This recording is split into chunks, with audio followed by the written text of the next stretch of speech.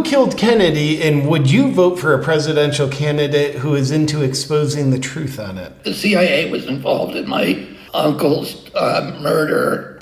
Welcome back to the JP Reacts channel, my beautiful freedom-loving friend, where we like to call out the lies, hypocrisy, and corruption of tyrants, shine the light of awareness on woke absurdities, and highlight the amazing work of other freedom fighters. One of the, I would call it, huge lies and corruptions and absurdities of tyrants, maybe of all time, is the JFK assassination. It just really seems that the odds that it happened the way the narrative says it happened are very minimal. There has been obviously strong speculation the CIA was involved. Just a few months ago, while Tucker Carlson was still on Fox, good riddance, Fox, how's your viewership doing now?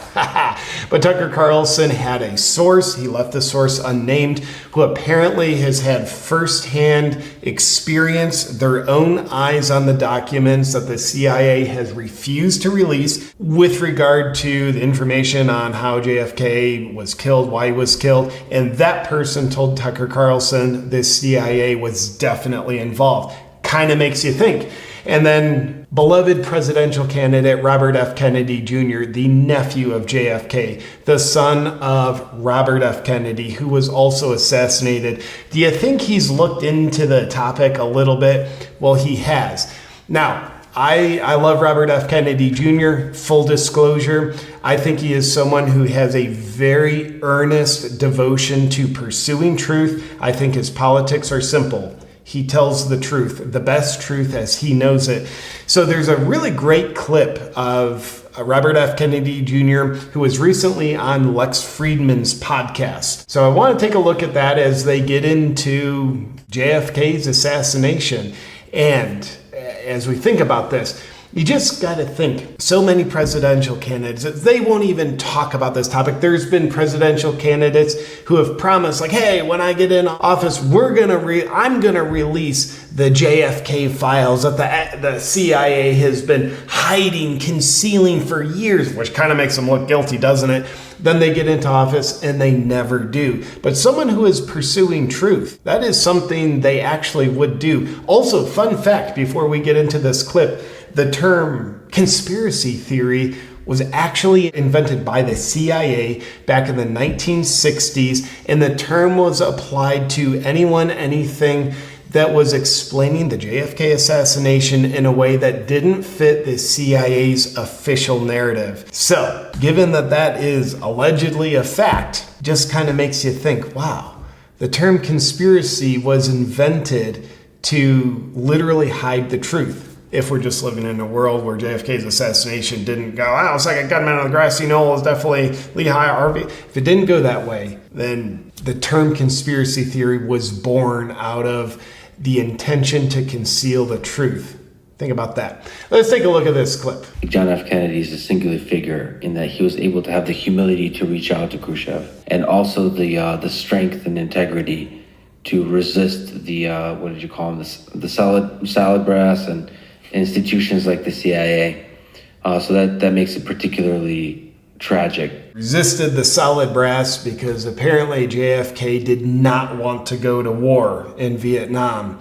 He faced immense pressure to go to war, but he said, no, we're not going to do that.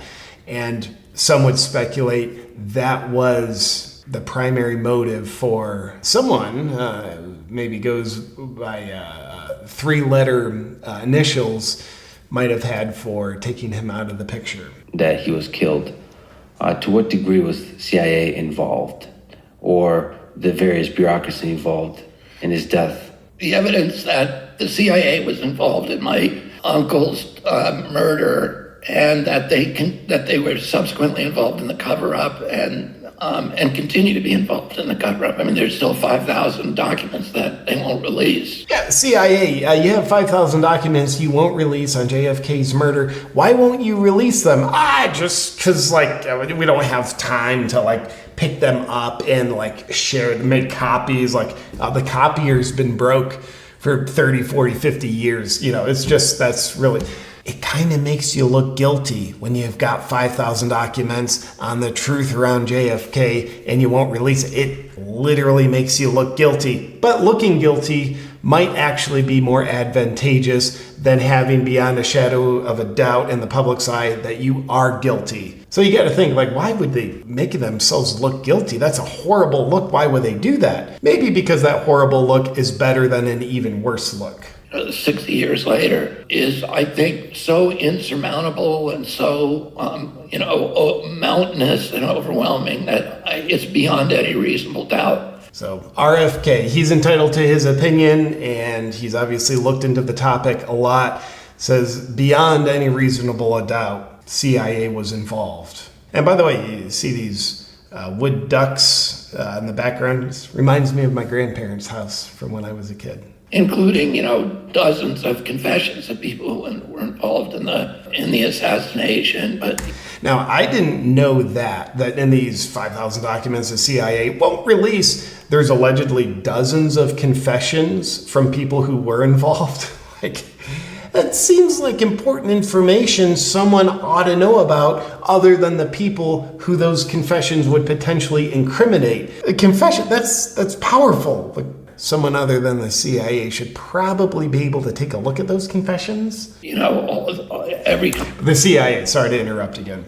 CIA, they're just like, dude, no, don't worry about it. We're looking into the matter to see if the CIA was involved in JFK's assassination. We, as the CIA, are very well qualified to do this. We're in the best position. And guess what, everybody? We have looked so hard trying to find what we're not looking to find. We actually found it. We're not going to release that. So just know there's nothing to see here. Lee Harvey Oswald, ladies and gentlemen. No, he died, so he's not going to talk. But Lee Harvey Oswald.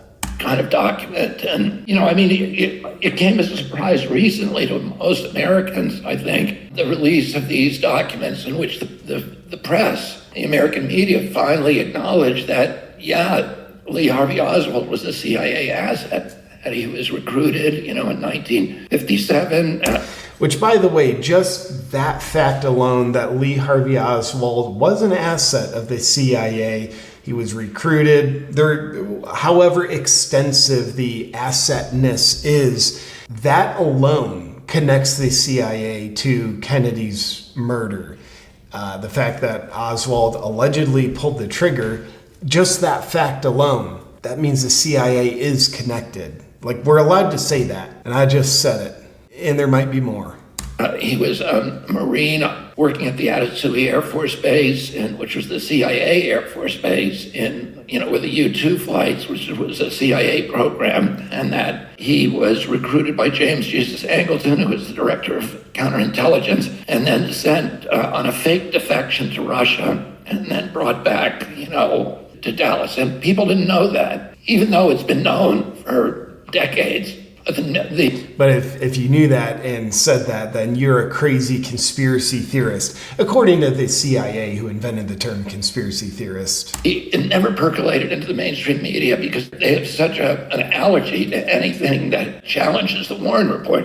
Good way to say it. The mainstream media has an allergy to anything that challenges the Warren Report, and I would add the mainstream media has an allergy to anything other than the narrative that they are forced to propagate. Not only an allergy, but they kind of have I would even call it an appetite for nothing but the narrative. When Congress investigated my uncle's murder in the 1970s, the church committee did, and they did, 2.5-year investigation, and they had many, many more documents and much more testimony available to them than the Warren Commission had. And this was a decade after the Warren Commission. They came to the conclusion that my uncle was killed by a conspiracy.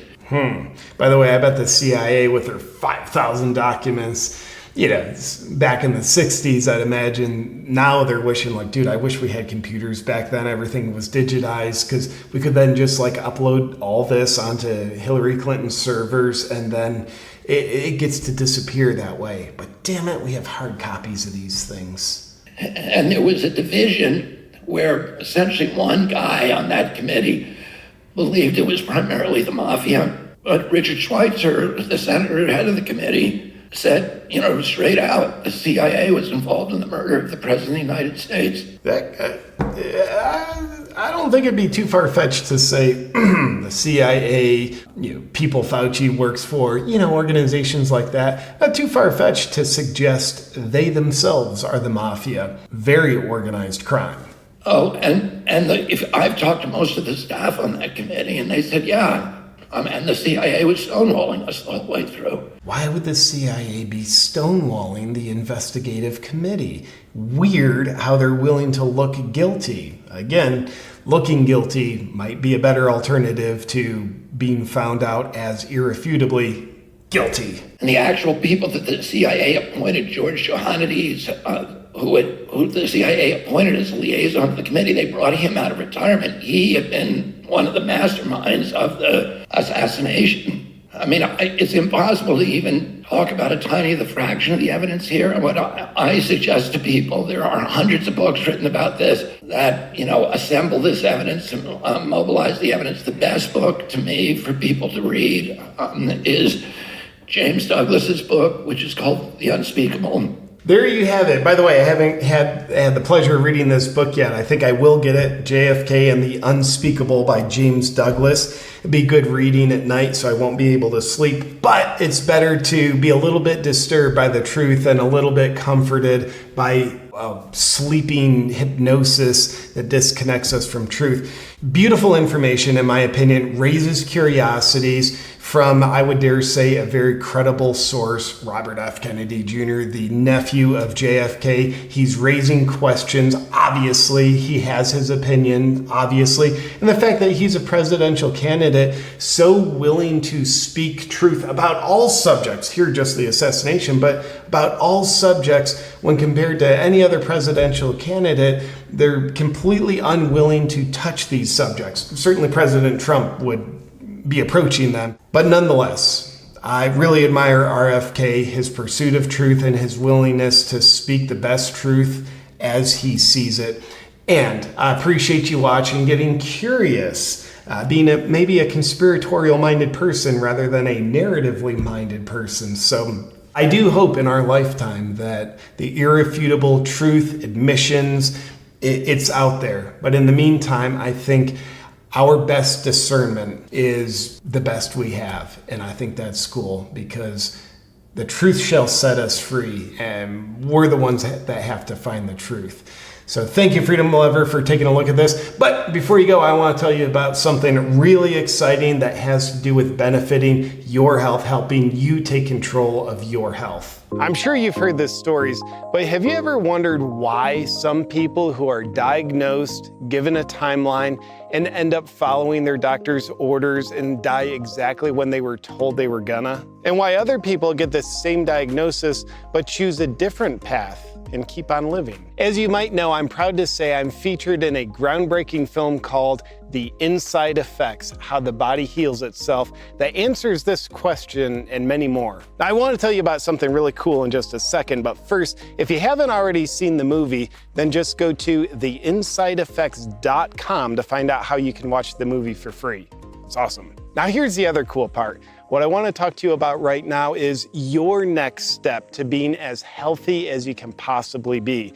Because I'm also featured in the book by the same name, The Inside Effects, How the Body Heals Itself. I'm delighted to say I'm in the book along with Dr. John DeMartini, Lynn McTaggart, and 19 other health advocates and doctors who share their tips and tools for your healing and how you can take control of your health. And because the publisher wants everyone to have this information, the Kindle version of the book is just 99 cents and the soft cover is just $9.99. So I'd invite you to please grab a copy now for yourself and also maybe grab a copy for someone who you really care about. Just go to theinsideeffectsbook.com where you'll also get some valuable bonuses from the authors in the book and people in the film. That's theinsideeffectsbook.com. Happy healing, my friend, and enjoy.